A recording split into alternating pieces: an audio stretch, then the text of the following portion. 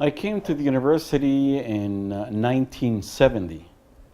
While here for 2 years, it was a 2-year program, we were exposed to a number of situations on campus. We noticed the relatively small number of Latinos on campus and the relative lack of awareness of not just Latino culture, but Latino presence in the university. Through, through taking courses and being exposed to a number of professors, especially those who came from Latin America, who gave us a different perspective.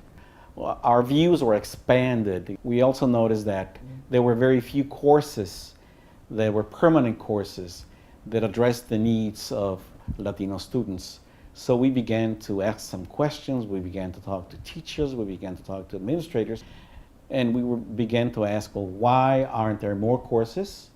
Why isn't there a single course on Latinos in the US, or specifically Latinos in Chicago? And that's how we began to develop Latin American studies, piece by piece, looking at professors, looking at classes, interviewing candidates. The other struggle was a struggle to set up LARES, the Latin American Recruitment and Educational Services. It was a struggle that was wider in scope, more people involved in terms of the process, and especially the taking over of the Chancellor's office. It was a learning experience for a lot of us.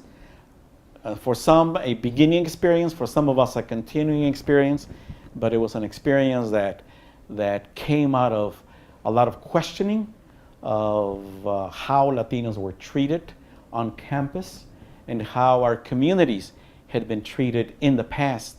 There's a long history behind the fight to keep the community intact, which was lost, unfortunately.